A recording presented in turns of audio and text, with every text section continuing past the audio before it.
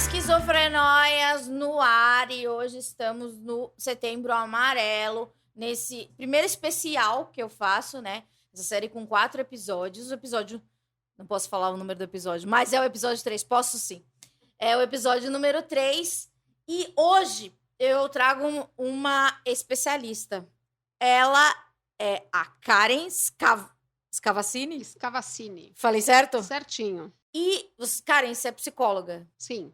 E ela tem o Instituto Vita Aleri, que é... A primeira vez que eu vi você na timeline, eu vou explicar quem foi você pra mim. Tá. Apareceu lá Instituto de Prevenção e Pós-Venção do Suicídio. Falei certo? Sim, certinho. Eu vi essa palavra, falei, pós-venção? O que é pós-venção? Eu nunca ouvi. Imagino que seja o antônimo de prevenção. Não. Não? Não. Então, o que é pós-venção? Porque apareceu, daí eu falei, nossa, que legal, tem um instituto que eu acho que dá suporte, etc, etc. Eu fui pesquisando, vocês prestam consultorias e dão cursos Sim. para pessoas interessadas. Você pode ter, eu já vi, tem uma lista aqui, você pode ter uma escola e vocês dão consultoria, etc. Primeiro, o que é pós-venção? Então, vamos lá. Pós-venção é todo o trabalho que é feito com alguém que perdeu alguém para o suicídio. Então, é o trabalho no luto por suicídio. Toda a intervenção após. Pós-venção significa intervenção após um suicídio completo. Uhum. Então, a gente não está falando de trabalho com pessoas que tentaram. Sim. Quem tentou e sobreviveu vai entrar na prevenção também. Uhum. A pós-venção é, então, para todas as pessoas em luto. E é um termo que veio para o Brasil em 2011, quando eu voltei da Suécia no mestrado. É recente. É recente. Até então, não se usava pós-venção no Brasil. Então, quando eu fui estudar na Suécia em 2009, eu estudei o que era a pós-venção e como que a gente podia ajudar as pessoas em luto por suicídio, se esse luto era igual ou diferente de outros tipos de morte. Uhum. E voltando de lá, então, que eu fui abrir o Instituto Vita Aleri e trouxe esse termo pós-venção. Você disse que você fez psicologia e foi fazer mestrado na Suécia. Exatamente. De onde partiu o seu interesse por esse assunto? Porque a gente se interessa por muitas coisas. E esse assunto, ele é, digamos, macabro. É uma coisa pessoal? Não, vamos lá. A história é interessante. Vamos. Então, eu me formei em psicologia, deu mais ou menos uns 10 anos de formada. Meu marido foi transferido para a Suécia, porque ele trabalhava numa multinacional e eu tinha acabado de ter nenê. Então, a gente foi morar lá, falou, vamos ver como que é a vida por aqui. Quando a minha filha entrou na escolinha, por volta de 1 ano e meio, falei, bom, agora eu vou estudar. E tinha um mestrado na área de saúde pública, em promoção de saúde mental e prevenção do suicídio. Falei, ótimo, vou fazer, que era o inglês, porque em sueco ia ser impossível, né? Sim, mas você fala sueco? Não, imagina. Não, Sua filha fala? Ela falava, agora ela já não lembra mais. E aí comecei, então, a fazer o mestrado, pensando no início até em trabalhar com depressão. Eu falei, nossa, suicídio, isso Mas meio você pensava pesado. você já pensava na volta pro Brasil? Eu nem ou você sabia se eu pensava ia lá? voltar Tá. pro Brasil ainda. A gente pensava que a gente poderia fazer vida lá ou voltar. A gente ainda não tinha isso decidido. Mas aí eu comecei a estudar a prevenção do suicídio. Comecei a estudar tudo que tinha relação com o suicídio e me encantei com o tema. Fiquei impressionada porque eu, como psicóloga, não sabia dos números, não tinha tido nenhuma aula na Que ano foi faculdade. isso? Foi em 2000... o mestrado foi de 2009 a 2011. Tá. E imagina, eu me formei em 2000. Então... E aqui você clinicava? Aqui eu clinicava. E lá você trabalhava? Não, terapeuta? lá não Não. tinha como. Porque Tá. para ser terapeuta lá, eu tinha que praticamente fazer outra faculdade. Uhum. Então lá eu cuidava da minha filha e depois fui fazer o mestrado. Eu não sabia dos números e eu não tinha tido uma aula de prevenção do suicídio na faculdade, o que era um absurdo. Porque daí eu lembrei de uma paciente que eu tive no consultório. Eu trabalhei num ambulatório de um hospital, atendendo pessoas em medicina preventiva. E ela tentou suicídio na minha sala. Nossa. E ela chegou um dia... Enfim, ela chegou um dia para consulta, ela tinha uma diabetes muito alta, e ela, enfim, não vou falar o que ela fez, mas aí ela chegou, pegou na minha mão durante a sessão e falou assim, eu vim aqui para morrer com você hoje. Eu vou me matar e eu quero me matar do seu lado.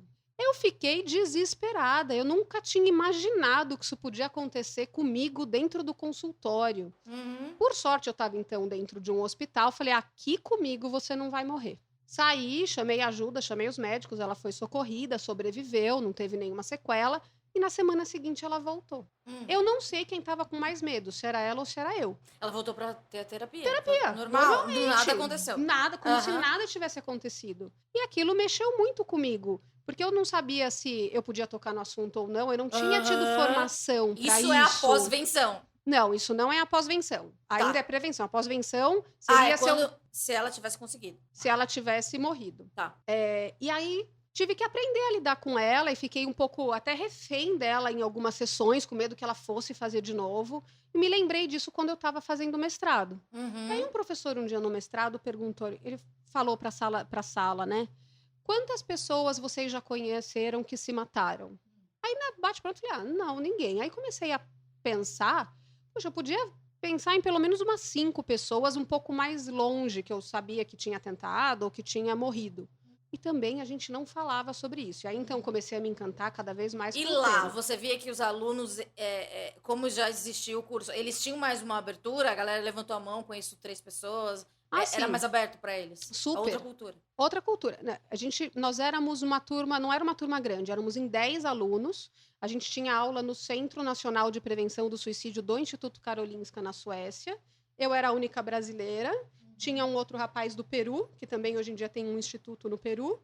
E aí a gente estudava. Tinha uma pessoa do Paquistão, tinha uma pessoa da Índia, tinham 2 chinesas, 2 suecas. Você acha que todas as culturas lidam da mesma maneira? De forma alguma, porque o suicídio vai ter um viés cultural importante. Então, se a pessoa acredita que ele é uma honra, é uma saída honrosa, se ela tem um problema ou se ela tem uma traição... Sim. Isso é uma questão cultural, né? Então, não, a gente não via da mesma forma, mas todo mundo estava super interessado em entender como podia prevenir. E aí, um dia lá, no meio do curso, então, entrou uma professora na sala de aula, uma senhora muito arrumada, muito bem apessoada, e começou a dar uma aula. E aí ela começou a falar sobre neuropsicologia, sobre... uma aula super complicada que ela estava dando em inglês, estava difícil de entender. E aí, depois de uns 20 minutos de aula, ela parou e ela falou assim, mas eu não estou aqui pelo que eu fiz, eu estou aqui por quem eu perdi. E ela começou a tremer. Ela não conseguia mais falar, a voz dela sumiu e ela começou a chorar. E ela começa a contar a história, que ela tinha perdido a filha dela por suicídio, há 10 anos atrás, isso que me chocou, que fazia 10 anos que ela tinha perdido e ela não conseguia ainda contar a história.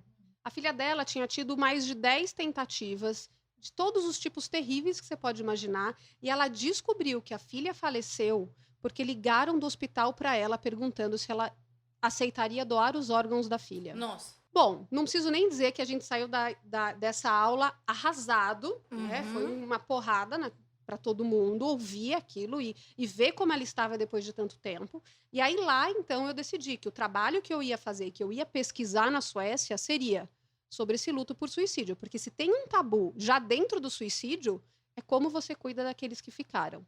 Eu lembro até de um supervisor que eu tinha na época, e eu fui falar, olha, eu decidi o que eu quero fazer, o meu tema vai ser sobre os sobreviventes enlutados. Eu falei, mas Karen, você sabe que eles às vezes têm um pouco de culpa?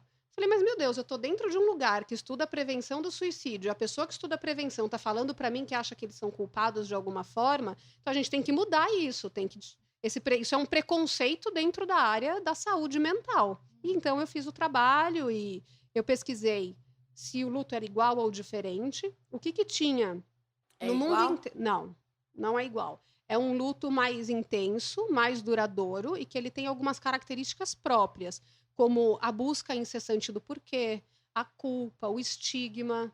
Então, a gente sabe que isso é diferente. Olha, eu não estou comparando dor. Eu não estou falando que alguém que perdeu por suicídio vai doer mais ou menos que outro tipo de morte, mas que ele tem algumas características específicas. E aí eu pesquisei tudo que tinha no mundo em relação à pós-venção. Foi daí que eu aprendi o que era a pós-venção e o que tinha no Brasil.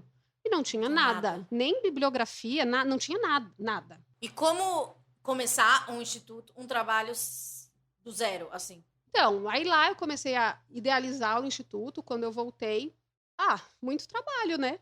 Parar e pensar, esquematizar como que ia ser feito o instituto. Ele começou com mais 2 sócios, que antes de dar 1 ano, eles decidiram seguir outras carreiras e não queriam mais trabalhar especificamente com isso daquela forma. E aí eu falei, bom, e agora? Né? Ou eu vou tentar levar isso sozinha por um tempo, ou eu vou desistir aqui. Eu falei, não, desistir aqui eu não vou. Quanto tempo tem já? O Instituto fez 6 anos. Então, eu falei, não, vou continuar. E aí, de pouco em pouco, ele foi crescendo, outras pessoas foram chegando, a equipe foi aumentando, e hoje está fazendo diversos trabalhos. Que tipo de pessoa procura o seu instituto? Porque você dá... tem vários tipos de cursos. Que tipo de pessoa? Mais a galera da saúde mental? Alguém que já perdeu alguém da família, que quer entender? Todo tipo de gente que você pode imaginar. Desde profissional da saúde mental, professor, educador, pessoal de mídia que não sabe como falar sobre o assunto, bombeiros, pessoas socorristas. Então, vem gente, pais que perderam pessoas por suicídio, familiares em geral, leigos que querem aprender a falar, padres, pastores. Então, vem muita gente de várias... às vezes, advogados também já vieram para saber se tinha alguma questão legal, como que isso funcionava. Então, vem gente de todos os lugares. E hoje a gente tem muita coisa online. Então, a gente atende pessoas do Brasil inteiro, porque a gente acha que a educação é a forma que a gente tem de poder mudar muito do que está acontecendo hoje. E porque eu senti, quando eu abri o Instituto, que era difícil você achar pessoas especializadas no tema. Então, se eu queria crescer com o Instituto, eu queria ter mais opções de oferta de trabalho e de atividades, eu também precisaria ter pessoas especializadas. Então, a primeira coisa foi começar a formar pessoas que pudessem trabalhar na área para daí poder também expandir. Muito legal. Você também tem um trabalho online, fora os cursos, que são vídeos. Eu participei de um vídeo, não sei se já está no ar, não sei que dia vai para esse podcast, mas no futuro ele vai. A procura por esse conteúdo, que é um conteúdo bem específico. Que tipo de pessoa chega até esse conteúdo? Então, também todo tipo de pessoa. Então, a gente pega pessoas que estão pensando em se matar, pessoas que têm transtorno mental, familiares dessas pessoas, profissionais da saúde, educadores, também todo tipo de pessoa chega. Então, a gente tem feedback de várias áreas, né? E acho que por isso que a gente também tem que conseguir falar de uma maneira que todo mundo possa entender. Porque o psicólogo, às vezes, ele tem uma mania de usar termos muito técnicos ou de falar só para psicólogos. Que afasta, né? Exatamente, afasta. Então, conseguindo fazer vídeos onde as pessoas possam entender, você possa desmistificar e comunicar de uma forma que todo mundo entenda, as pessoas acabam chegando nesse conteúdo. Eu fiz faculdade de jornalismo e faz 10 anos já. Eu não sei como está a faculdade de jornalismo atualmente, porque hoje o assunto é tratado de outra maneira, acho eu. Se alguém faz jornalismo ou se formou recentemente, por favor, me mande mensagem.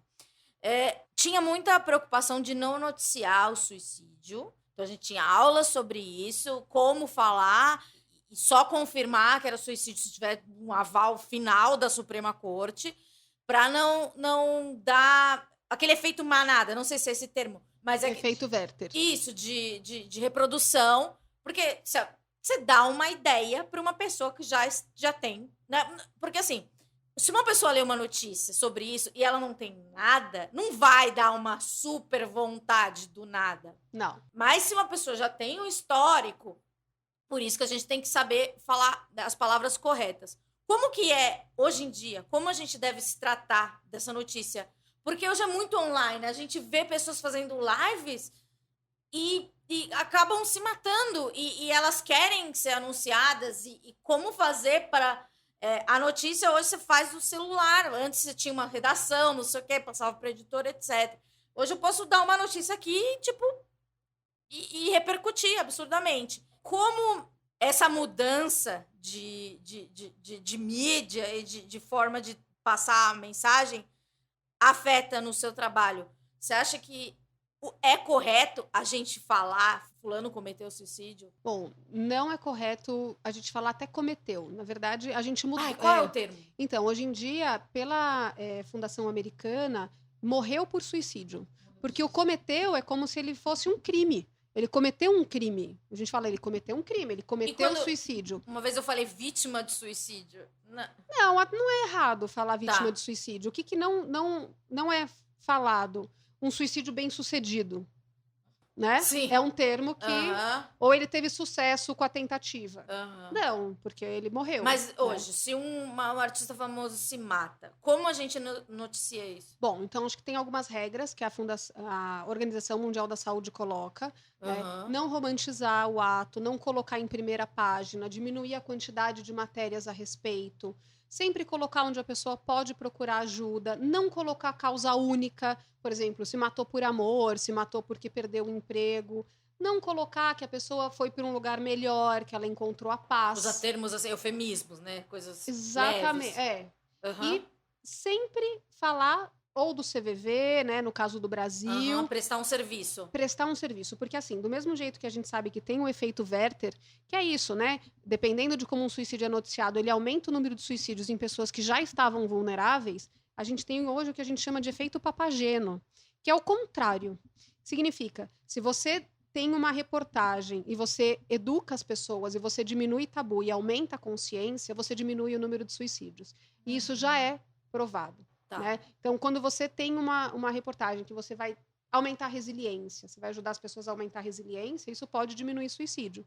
Isso já são dados internacionais. Então, a gente precisa falar. E quanto transcrever cartas, essas coisas? De forma alguma.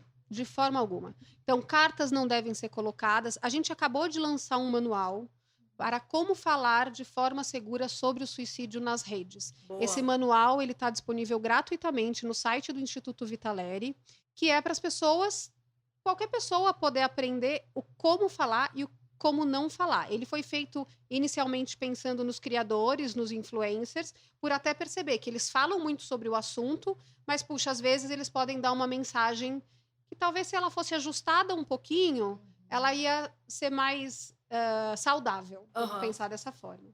Né? Então, tem esse manual que as pessoas podem acessar e eu acho que as pessoas falarem mais e usarem as redes para falar, isso é muito bom. Agora a gente está no Setembro Amarelo, todo mundo abre o inbox e tem um boom dessa benevolência factual, vamos chamar assim. Você percebe que existe uma curva de pesquisa sobre o assunto no Setembro Amarelo, pessoas que chegam até o seu conteúdo nessa época e depois elas saem, elas não procuram mais durante o resto do ano? Como que é isso? As pessoas acabam procurando mais no Setembro Amarelo. Então, muitos locais que querem palestra do Setembro Amarelo. Mas eu acho que o Setembro Amarelo é muito positivo, de um lado, porque ele traz esse assunto realmente para a pauta. Só que as pessoas chegam num momento que elas começam a ficar cansadas e não prestam mais atenção nas notícias. Sim. Banaliza, né? Banaliza. E tem um negócio que o meu doutorado foi sobre como a gente pode aumentar a consciência pública na área de prevenção e pós-venção. Para justamente entender como a gente pode falar de modo a fazer com que a atitude mude. Né, que haja uma ação, uma mudança. E não só que a gente só fale mais, porque só falar mais é o primeiro passo. Agora, dali precisa ir para uma ação. Sim, né? E uma reeducação. Exatamente. Então, acho que o Setembro Amarelo traz esse alerta, mas tem o que eu ia falar, que era o marketing amarelo. Tá. Marketing amarelo é aquela pessoa que pega a fitinha amarela, coloca no peito, e solta o balãozinho na praça e não fala oi para a pessoa que está do lado, não pergunta como está a outra pessoa. Então, assim, só colocar uma fitinha amarela para postar numa rede social que você é bacana, não faz isso não. É que você é muito educada. Eu já vou falar a real. Eu vejo muitas pessoas... o que me revolta é quando morre algum famoso por suicídio, e todo mundo, meu Deus, coitada, nananã. Sim, coitada, mas vamos por partes. Todos aqueles cantores que admiramos, eles tinham letras pesadíssimas, dando recados a todo tempo, e a gente não tinha capacidade de olhar, ou a gente achava, ai, que bonito o sofrimento dele, meu Deus, vou tatuar ou qualquer outra coisa. Isso me irrita, e também me irrita quando a pessoa tá comovida à morte de fulano de tal, e não sabe que a mãe dela é viciada em tarja preta. Ou sabe e não quer saber. Ou tipo, fala, minha mãe toma uns remédios lá, ela fica calma, é legal. Porra, é legal? A sua mãe? Você sabe a dor que ela tem? Por que ela chegou nisso? Tem tanta coisa... daí a gente não vê, sabe? Porque parece que glamouriza uma coisa, glamouriza o luto, ou a pena, sei lá. E daí, quando tem uma coisa por perto, sei lá, você se esconde, porque é difícil. Eu já tive milhões de depressões, eu sei que é difícil, as pessoas não querem ficar perto de pessoas como a gente, porque é chato, é uma pessoa sem energia, não quer fazer nada, etc. Mas a gente precisa das outras pessoas, a gente precisa de vocês, e a gente precisa ser ouvido, e a gente quer outras coisas, a gente quer voltar a ter vontade. Eu me revolto muito. Entendo isso do marketing amarelo. Nunca tinha usado esse termo, mas vou usar. Mas é uma preocupação sazonal, né? A prevenção do suicídio é o ano inteiro, né? Não adianta a gente só falar de prevenção do suicídio em setembro. E até esse termo, né, que eu coloquei lá na pesquisa, foi pensando numa das pessoas que participou, porque a pesquisa foi feita muito com pessoas enlutadas pelo suicídio, e ela perdeu o filho. E ela conta que um dia ela veio lá na rede social, a prima dela, no trabalho, com o lacinho, com o balãozinho, e falando, se precisar, tô aqui. Só que a prima nunca ligou para ela para saber como ela estava e nem para falar da morte desse filho com ela. Então, de que adianta a gente fazer campanha e não conseguir ligar ou ajudar quem está perto, né? Eu recebi o Franco, que é irmão do Fausto, do Hermes e Renato, que morreu por suicídio. Ele falou de uma resistência. Ele sempre foi uma pessoa triste, o irmão, o que não morreu. Ele sempre foi uma pessoa triste, etc. Daí um dia ele percebeu, falou, acho que talvez eu tenha depressão. E quando ele foi no psiquiatra, ele resistiu à medicação. Daí eu falei, cara, mas você não estava aqui falando um discurso, vamos se medicar, porque às vezes é necessário? Ele falou, mas quando é com a gente muda, né? E é muito maluco, porque é um exercício eterno, tem essa palavra da moda de desconstrução, mas é um exercício eterno de desconstrução, porque ele, assim, beleza, ele perdeu o irmão, ele tenta educar e fala, gente, se você precisa de ajuda, vá a um psiquiatra. Mas quando ele precisou, ele falou, eu não vou tomar remédio. Eu não vou no psiquiatra, imagina, como as pessoas têm um preconceito enorme. E elas muitas vezes só se dão conta desse preconceito na hora que a pessoa está na frente do psiquiatra ou está na frente do psicólogo e está achando aquilo meio estranho, e é muitas vezes por causa do preconceito. De 2011 até hoje, 2019, você acha que mudou? Eu acho que mudou. Eu acho que mudou bastante a forma como as pessoas estão falando sobre o assunto, a quantidade de matérias, de campanhas. Então, antes a gente não tinha tanta coisa. Acho que, e mesmo se a gente pensar em termos de publicação, relacionadas a esse tema, pesquisas, publicações. Então, a gente recebe também muito estudante, muita gente que está pesquisando, que quer falar sobre o tema, está fazendo documentário, está fazendo TCC de jornalismo do suicídio, sobre suicídio, de psicologia, de várias áreas de arquitetura, para pensar em construções seguras, para que não tenha o suicídio nos prédios, enfim. Então, eu acho que mudou muito. Teve a criação da ABEPS, que é a Associação Brasileira de Estudos e Prevenção do Suicídio, em 2015. A gente não tinha uma associação brasileira. Esse ano foi aprovado o Plano Nacional de Prevenção do Suicídio, que, absurdamente, o Brasil não tinha um plano nacional. Então, em 2006, foi feita uma estratégia nacional de prevenção do suicídio, que nunca saiu do papel, basicamente. Então, demorou quantos anos para agora a gente ter um plano nacional? Então, acho que sim, muita coisa tem mudado. Acho que mesmo que as pessoas ainda, às vezes, falem de uma forma que não seja tão legal em alguns momentos, elas estão falando. E acho também, Amanda, que uma coisa que trouxe muito para o debate a questão do suicídio foi a série 13 Reasons Why, junto com a Baleia Azul aqui no Brasil. A série, eu nunca assisti, porque admito que eu tenho medo. Ela impulsionou esse efeito, o Werther, que incentivou adolescentes a cometerem o suicídio. Eu não sei ainda se falar. Você acha que a série mais ajudou ou atrapalhou? Eu acho que a gente ainda precisa de mais pesquisa científica para entender qual foi o efeito da série, tá? Tanto da forma positiva quanto de uma forma negativa, né? Eu acho que a série trouxe o assunto, tirou debaixo do tapete o assunto. Então, antes não se conversava de suicídio na adolescência como a gente conversa hoje. Então, acho que também a gente tem que entender que a série, ela entrou quase junto com a Baleia Azul, que foi baseada numa fake news. Baleia Azul não foi real, nem Baleia Azul e nem Momo. Então, mas aquelas pessoas que a gente viu que morreram, não morreram? Não foi por causa da Baleia Azul. Tá. Ou não tem nada que tenha sido provado até agora por investigação de que tiveram mortes ligadas à Baleia Azul, por exemplo. Hoje eu tenho um diagnóstico há quase 20 anos e eu percebo sim a mudança. Mas eu queria você que tem dados e números, tem mais contato com as pessoas, eu queria saber se você acha que existe uma epidemia das doenças mentais ou só se fala mais? Não, o número aumentou muito. Então, em termos mundiais, a gente tem uma em cada 10 pessoas com transtorno mental hoje, 700 milhões com ansiedade, que acho que é 33%, 350 milhões com depressão.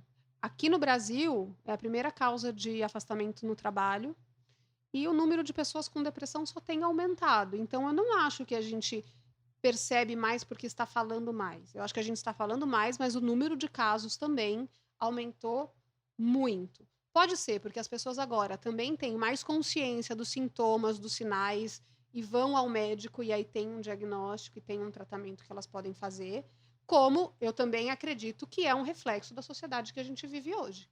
Então, quanto mais adoecida mentalmente uma sociedade, maior o número de suicídios. Quanto mais pessoas com depressão, maior o número de suicídios. Eu vi isso que tem um índice altíssimo da população indígena.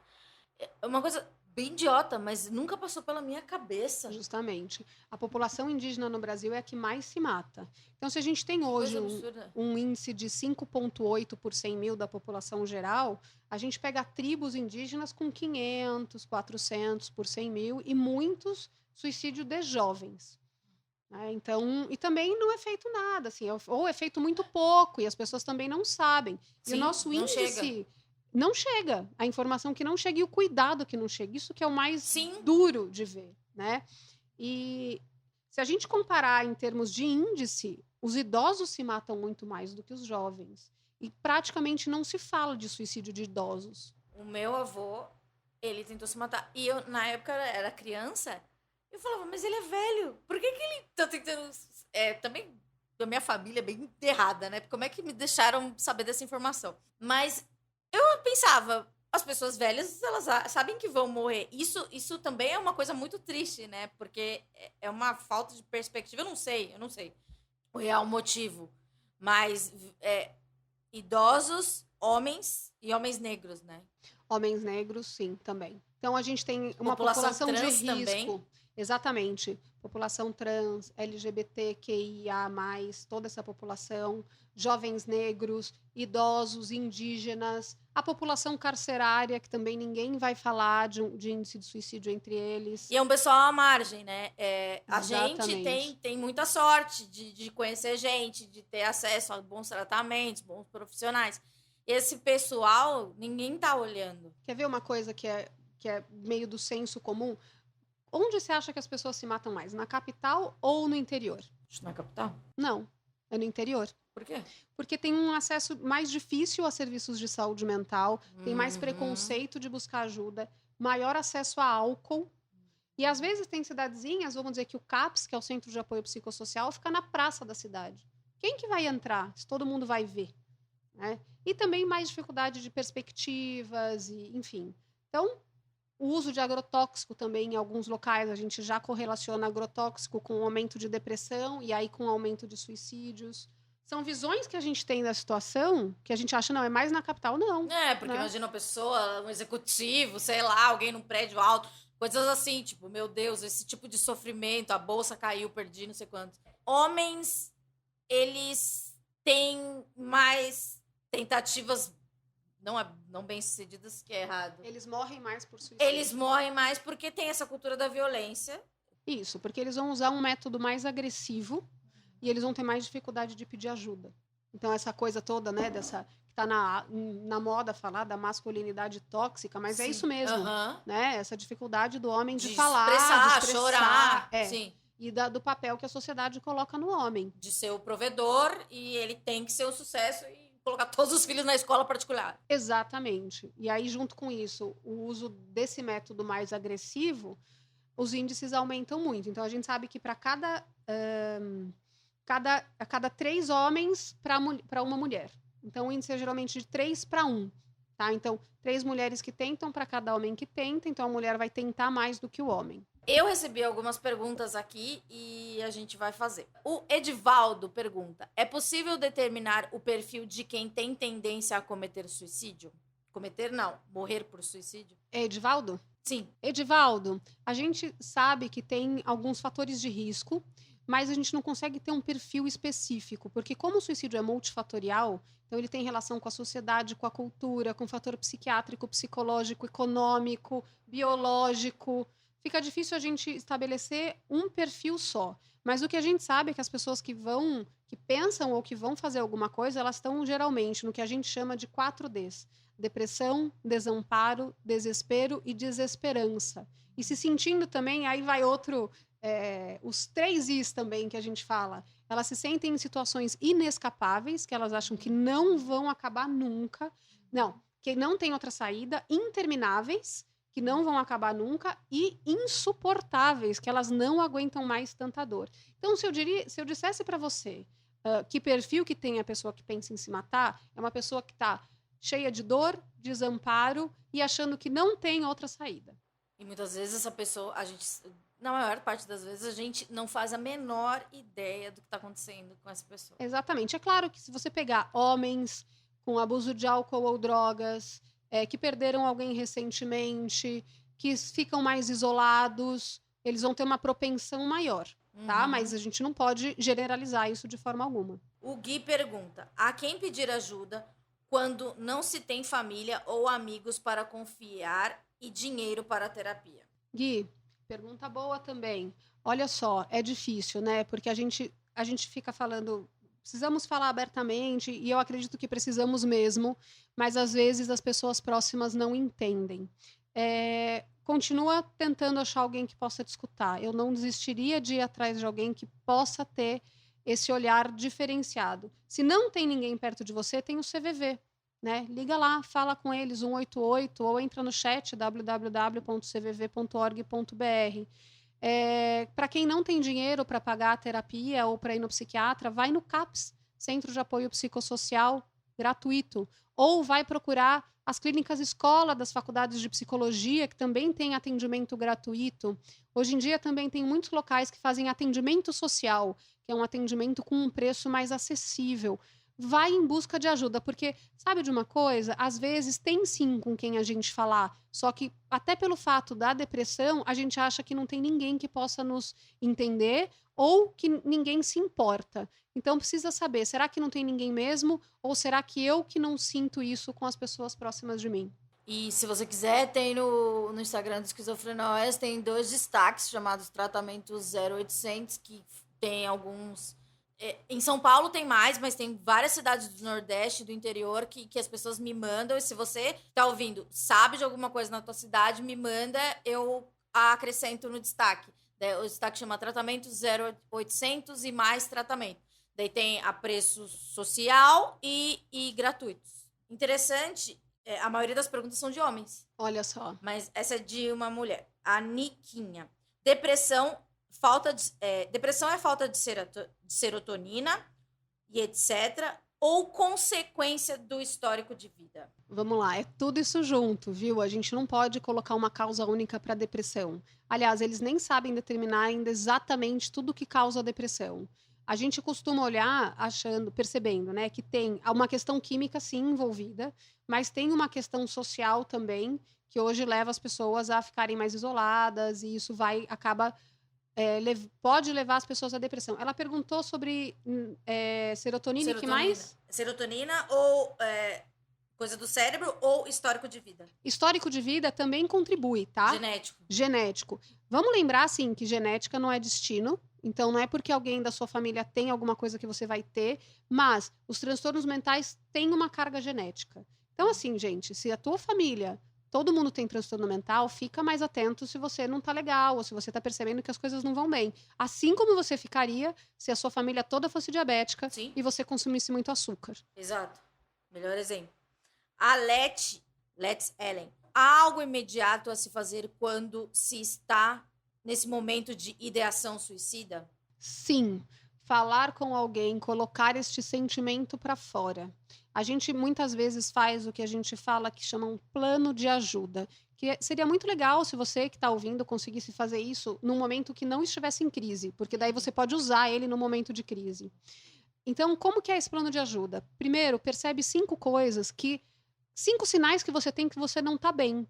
Pode ser que você esteja se sentindo mais cansado, pode ser que você esteja mais nervoso. Quais são os seus sinais? Percebeu esses sinais? Lista 5 coisas que pioram, que fazem com que isso ainda piore. Ou seja, ficar olhando um feed eternamente, comparando a sua vida com a vida maravilhosa das pessoas que colocam isso em algumas redes. E tipo de entretenimento. Você falou da série, mas tem coisa que a gente tem que perceber. Sim. Isso não me faz bem, não evita. Exatamente. Então, quais são as 5 coisas que pioram? Pensou nisso? Quais são as 5 que melhoram? Né? Sei lá, brincar com o seu cachorro, sair para dar uma volta, tomar um banho quente. Cara, isso vai resolver? Não. Mas pode te ajudar a ter um fôlego para poder pensar com mais tranquilidade. Pensou nas 5 coisas positivas que te ajudam? 5 pessoas que você pode ligar. Quando você estiver num momento de desespero. Último número que você vai pôr nessa lista, CVV. Porque se você não conseguir falar com ninguém dessa lista, você tem alguém que vai ligar e que você pode pedir ajuda. Não tem nem observação. Eu até me emocionei. Se eu trabalho com alguém com tendências suicidas, devo informar ao meu chefe? Boa pergunta. Vai depender muito, tá? Do que você também acha que o seu chefe vai fazer. Eu sou a favor de sempre a gente incluir outras pessoas no cuidado. Se essa pessoa que está com tendência suicida, você percebe que ela está em risco e que esse chefe vai ser alguém que pode ter uma atitude positiva, eu falaria com o chefe sim, né? Para que esse chefe, de repente, dentro da empresa, tem empresas que têm serviços de saúde mental. Então, eu tentaria conversar com o chefe, mas talvez antes de falar do caso dessa pessoa, eu sondaria o chefe para saber o que ele acha da depressão, por exemplo. Porque se você conversar com ele e ele falar que é falta de Deus no coração, eu pensaria 2 vezes. Falta de vergonha na cara, de um tanque para lavar? Quais são as palavras que vêm surgindo na cabeça de alguém que decidiu cometer tal ato? É a pergunta do Daniel. Daniel, não sei que palavras que podem surgir, mas o que eu sei é que o suicídio traz em si uma esperança de que a morte vai ser melhor do que a vida. Só que no fundo a gente nunca sabe, né? A gente não sabe o que acontece depois. Ninguém voltou para contar. Então, o que eu sei é que tem muita coisa que a gente pode fazer aqui em vida. Mas o que passa na cabeça dessas pessoas é que elas vão ter o alívio desse sofrimento e que elas vão acabar com esse incômodo, com essa dor enorme que elas sentem. Mas, se elas conseguem ter aí um fôlego, ter uma ajuda, fazer um tratamento, respirar fundo, falar com alguém, elas podem ter aí uma outra chance. É aquela coisa, né, daquela campanha ponto e vírgula. Então, não põe um ponto final na sua vida, coloca uma vírgula, respira e continua andando. Demais. Mais uma do Edivaldo. Toda pessoa que comete suicídio tem necessariamente algum transtorno mental? Edivaldo, não. Muitas pessoas, a maioria vai ter um transtorno mental associado, porque a gente já pensa que alguém que olha para o futuro ou para a situação que ela está passando e não vê outra saída, não tem esperança e acha que, sei lá, o mundo vai ficar melhor sem ela, provavelmente ela está com algum transtorno mental que talvez não tenha sido diagnosticado e muitas vezes também não foi tratado. Mas a gente pega hoje muitos casos de suicídio de jovens por impulsividade. Então, o jovem faz o que a gente chama de ato-dor. Ato-dor é quando ele tem, de repente, ele vê uma foto e descobre que a namorada traiu. Ele vai e pula da janela. Ele nem parou para pensar que aquilo podia terminar com a vida dele.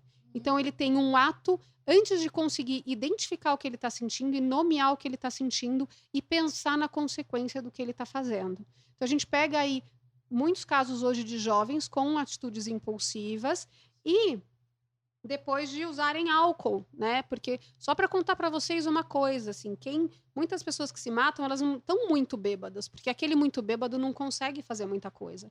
Elas tomaram um pouquinho a ponto daquela racionalidade diminuir, do impulso subir, e aí se ela tá se sentindo mal e bebe, e esse impulso sobe, pode ser a hora que ela vai fazer alguma coisa. Não sabia. Agora, perguntas... eu achei muito legal, achei meus ouvintes muito cultos, parabéns. Pensando em Freud, o excesso de civilização é a causa geral dos suicídios? Não falaria isso, não. Eu acho que o excesso de civilização é uma parte dessa história toda. De novo, é multifatorial, então não diria que isso responde a tudo. Outra pergunta inteligente. A pulsão de morte freudiana tem relação com o suicídio? Uau, gente! Obrigada, gente! Nunca tive uma audiência tão qualificada. A gente pode pensar que sim, que algumas pessoas que estão com a pulsão de morte, elas podem se envolver em comportamentos suicidas. Mas eu sempre tento ampliar isso e olhar para além dessa pulsão de morte e até olhar, assim, aonde foi que ela perdeu a esperança? Em que momento da vida dela ou em que momento dessas coisas que ela tem passado que ela perdeu a esperança? E mais, qual que é o sentido do suicídio para ela, que vai ser diferente para cada um? Então, eu não gosto tanto de interpretar o que está acontecendo, e sim de entender com a pessoa qual que é o sentido de tudo aquilo que está acontecendo junto com ela. Eu tô da empatia. Se eu entendi direito, a gente falou de pós-venção o programa inteiro. Agora vamos falar... Não! Não? Não! Não, tá. 75%. Não, porque a pós-venção é o luto. É o luto? A pós-venção é toda atividade pro luto por suicídio. Então, vamos falar sobre a pós-venção. Ok, vamos lá então. Vamos falar de pós-venção e prevenção. O que acontece? Eu recebi aqui já 2 pessoas que já tiveram familiares que morreram por suicídio. Como que age? Assim, eu não sou um familiar, mas eu sou próxima da família que uma pessoa acabou morrendo. Que tipo de ajuda eu ofereço? Como eu me comporto? Eu falo, vai passar, porque já que você disse que o luto é diferente, como é que isso... Porque a gente não sabe nem como é o luto comum das causas naturais. Então, qual é a etiqueta, vamos assim dizer, para tratar com uma pessoa que está sofrendo? Vamos lá. Primeiro, só para a gente pensar junto que o luto ele é um processo natural e saudável para uma perda. Para você ressignificar essa perda, né? Você tem que passar por ele, não tem jeito, né? Como que a gente pode ajudar alguém em luto? Vai depender muito da pessoa, porque também homem em luto é diferente que mulher. Então, talvez tenha alguém daquela família que quer falar e tem alguém que não quer. Então, a gente sempre tenta entender o que aquelas pessoas estão precisando e mais, perguntar, né? Como que eu posso te ajudar? No começo, a ajuda prática é sempre bem-vinda. Comida, né? Trazer comida para a pessoa, ir na casa dela, ver como ela tá. E assim, gente, é fazer isso mesmo depois de passado 1, 2 meses, tá? Porque a dor costuma piorar depois desse tempo. Até porque as pessoas se afastam, cada uma vai viver a sua vida e aquelas pessoas estão lá imersas naquela dor e lidando com a realidade daquela perda. Então, assim, esteja presente. Liga de vez em quando, pergunta se pode fazer alguma coisa, faz uma visita, leva para passear, conta a história daquele que morreu. Porque, como assim? Porque quando às vezes você tem memórias muito legais com aquela pessoa que morreu. Você não precisa matar ela também de todas as conversas. Uhum. Deixa que... Porque é natural também, parece que você exclui a pessoa da existência, você não vai lembrar de nada. Então, mas aí a gente pergunta para o enlutado. Você gosta de escutar as histórias ou você prefere que eu não toque no nome da pessoa? Muitos vão te responder que eles gostam de escutar as histórias, porque para eles é como se aquela pessoa se mantivesse viva dentro dos outros. Então, é uma forma do outro continuar existindo quando as pessoas lembram dele. Além disso, é não se afastar. Assim, acho que a dica básica é não afastar e não julgar, gente. E não fazer pergunta idiota. Acho que essa é a palavra. Porque a gente escuta cada história que vocês não têm ideia. De pessoas insensíveis. Completamente. Que elas chegam no velório, né? E elas falam assim, mas você não levou no psiquiatra? Mas você não viu que tinha sinais? Mas olha, eu sei que agora ele tá num umbral sofrendo, mas quando ele encontrar a luz, ele vai melhorar. Né? A pessoa... Pelo amor de Deus, né? A gente não pode falar esses absurdos. Assim? Você, enquanto psicóloga, é o que? Falta de mãe, de tapa na cara? É falta de senso de empatia completa. Né? Fora a curiosidade mórbida. Tem gente que começa a perguntar como estava aquele corpo. se quem encontrou, onde estava o corpo, como que estava. Gente, por favor, não façam isso. Tem um blog muito legal de um casal que vai nos grupos de apoio. A gente tem grupos de apoio a pessoas enlutadas pelo suicídio, que são grupos de apoio gratuitos, que acontecem... Como um AA, exatamente. Que legal. Né? Mas para pessoas em luto mesmo, Sim. por suicídio. Então a gente vai falar abertamente sobre suicídio nesses grupos. E aí um casal que foi no grupo, que vai no grupo, que já inclusive abriu um grupo deles, eles têm um blog que chama, é um nome complicado, então depois vai estar escrito acho que na descrição, mas chama Nomoblides. E ela conta as histórias de como é ser uma enlutada pelo suicídio. E o blog está sendo extremamente acessado, e as pessoas mandam muitas perguntas e muitas mensagens, porque não tinha até então um blog que falasse da forma nua e crua que é você lidar com o suicídio de alguém próximo, e no caso desse casal, o suicídio da filha deles, que chama Marina. Uau! As pessoas podem ver a história desse casal, que é a Terezinha e o Joseval, lá no Eu Estou. Isso, Eu Estou, no Instagram... E no Facebook? No Instagram e no Facebook é uma campanha que foi feita para falar de prevenção do suicídio de forma aberta. Então, é o hashtag Eu Estou, que agora, na segunda fase, traz uma série de depoimentos de pessoas que tentaram, pessoas que convivem com pessoas com comportamento suicida e pessoas que perderam. Eu tenho um histórico também e já gravei em primeira pessoa com uma amiga minha que também tem um histórico. E a gente chegou à conclusão que no dia seguinte da tentativa e nos meses seguintes, as pessoas nos tratam de uma maneira muito cheia de mãos e às vezes não tocam no assunto. Eu sabia que as pessoas eram proibidas de falar no meu trabalho sobre o assunto, mas mesmo assim eu sabia que elas tinham uma coisa entre a gente. Eu acredito que seja o comportamento usual. Nessa etiqueta, o que fazer? O meu colega de trabalho fez uma bobagem no fim de semana, mas amanhã ele tem que trabalhar de novo, porque a vida continua. E a gente sabe, no caso, eu quero acolher, mas a gente fica perdido. Até eu mesmo que já passei por isso, eu não sei até onde eu posso ir, o que eu posso falar. Amanda, não vai ter uma regra, né? Porque, assim, tem pessoas que vão ficar à vontade de conversar sobre o que aconteceu e vão querer pessoas perto. Eu acho engraçado assim, que eu fico à vontade com o tema, mas eu percebo que quando eu ironizo o tema, as pessoas ficam mal. Eu queria que elas entendessem que é a minha vida. E eu passei por isso, e eu estou melhor agora, entende? O que a gente costuma falar é que, assim, trata a pessoa da mesma forma que você trataria um amigo que voltou de uma doença grave ou que fez uma cirurgia.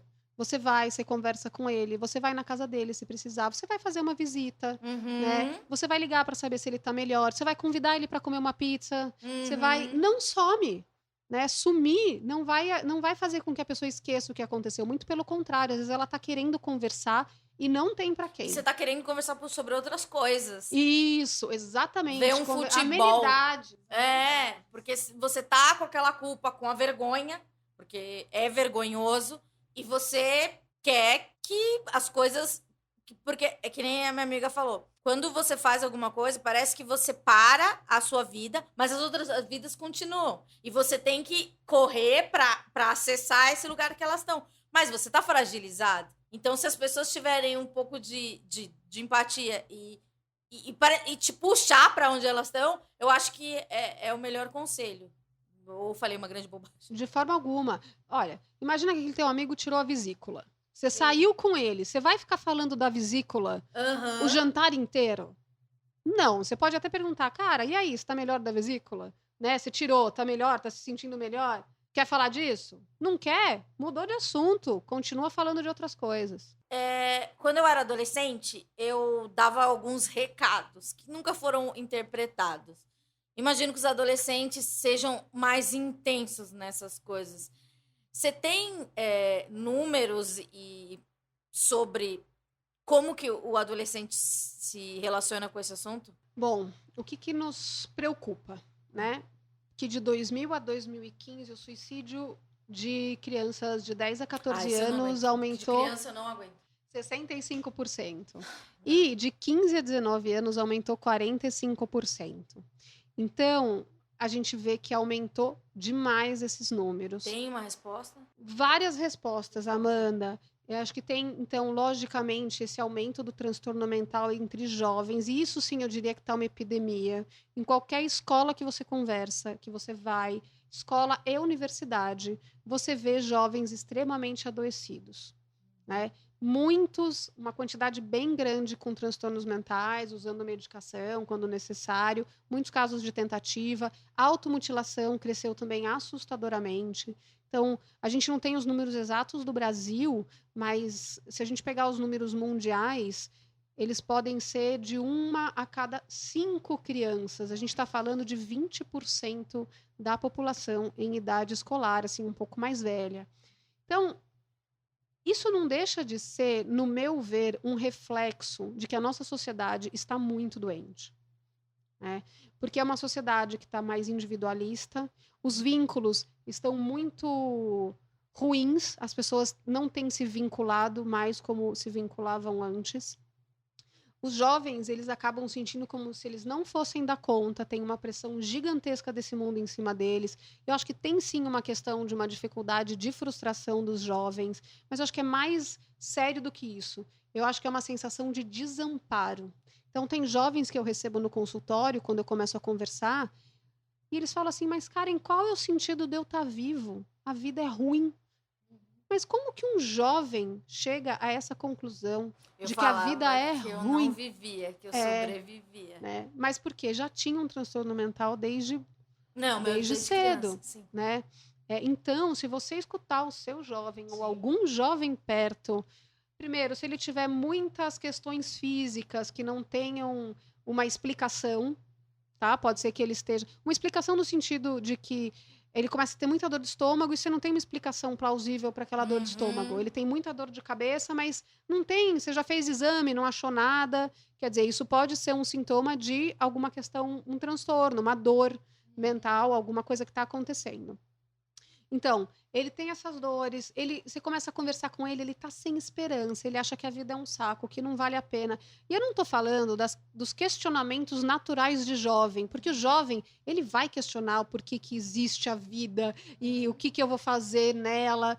Mas se ele questionar isso como uma questão filosófica mesmo, de entender esse mundão que está aí, é uma coisa. Agora, se você vê que nessa fala dele é como eu não vejo o sentido de estar vivo, aí a coisa está muito mais complicada e esse jovem precisa de uma avaliação. Para os jovens, para essas crianças e adolescentes, como é que faz? Porque eu fui uma criança e uma adolescente que sofria e eu só entendi que eu realmente precisava de ajuda depois de uma crise bem aguda e eu já era adolescente com 16 anos. Como é que faz para mostrar para sua mãe que você quer ajuda? Tipo, mãe, eu preciso. Porque às vezes não dá para verbalizar. Mãe, eu sinto algo. Então, às vezes não dá, mas às vezes precisa verbalizar. Porque acho que uma questão dos jovens que preocupa é que eles não são claros nos pedidos de ajuda. E aí, às vezes, eles acham que eles estão... Tá super claro que eles precisam de alguma coisa e não tá, ninguém percebeu, né? Então, eu diria que, assim, não tenha medo de falar. Se você não consegue falar, faz uma carta, um bilhete, um WhatsApp e mostra. Tem muitas formas de se comunicar, de falar que você não está legal, falar que você, de repente, você quer ir conversar com alguém porque você não está bem e não desiste. E se seu pai e sua mãe não entenderem isso, vai conversar com algum outro adulto que, de repente, é próximo dos seus pais e que possa ajudar os seus pais a entenderem que você está precisando de ajuda. Tipo um professor, tipo um padre, se você estiver numa religião, uma madrinha, um padrinho. Vai conversar com outras pessoas, vê dentro do seu círculo de pessoas quem que você acha que tem mais abertura de conversa. Vai falar com essa pessoa e pede para que ela ajude seus pais, porque talvez eles não entendam que você está precisando e também não saibam o que fazer. Bom, eu tenho que agradecer. Foi muito importante para mim, pessoalmente, esse episódio. Eu estou muito feliz, de verdade, emocionada, porque é uma coisa que eu realmente me preocupo e eu não quero que as pessoas sofram. E é uma preocupação totalmente em primeira pessoa, porque eu sofri muito e eu sei. E quando você fala de crianças, é muito doloroso para mim. Eu queria agradecer o seu trabalho, que você falasse as redes sociais, para onde foi uma aula de verdade, e onde a gente pode conseguir esse conteúdo, como é que eu faço para me inscrever nos cursos, etc. Vamos lá, então, primeiro no nosso YouTube, que é o Vitaleri. A Amanda depois põe aqui para vocês acharem. Lá a gente está com 2 séries. Uma chama É Preciso Falar, que é um debate, que a Amanda, inclusive, está num dos episódios, para a gente também diminuir esse tabu e ensinar as pessoas como procurar ajuda. E tem uma outra série que é Você Sabia? Então a gente pegou as pesquisas de internet tentando identificar o que as pessoas mais buscam, né, em termos de suicídio. E aí a gente fez respostas para essas maiores perguntas e são 20 vídeos que vão para o ar. Além disso, então esse é o canal do YouTube. E lá no canal também tem mais um monte de coisas. Tem uma série de lives que a gente fez sobre adolescência e família. Diálogos possíveis. Quer dizer, como você conversa com adolescentes sobre assuntos tabus. Então, professores assistam, né? Isso, assistam. Além disso, a gente tem Instagram, Facebook, que é o @Vitaleri. E lá também tem muito conteúdo. No site, que é o www.vitaleri.com.br. A gente tem indicação de filme, de livro. Tem 3 cartilhas que nós estamos lançando agora. Uma é essa que eu falei de como falar de forma segura sobre o suicídio. A outra, prevenção do suicídio na internet para pais e educadores. E essa daí, ela tem o apoio da SaferNet Brasil, do Google e da Unicef. A SaferNet faz um trabalho super legal para denunciar o bullying e racismo e etc. Se você não conhece a SaferNet, vai lá e conhece o trabalho dos caras, que é fantástico. E a outra cartilha, que é prevenção do suicídio na internet para adolescentes. Quer ter esse conteúdo? Está todo lá à disposição no site. Lá tem também um livro, que é o Histórias de Sobreviventes de Suicídio, que pode ser baixado gratuitamente, que traz os vencedores de um concurso literário. Todo ano a gente faz um concurso literário e recebe histórias de pessoas em 3 categorias.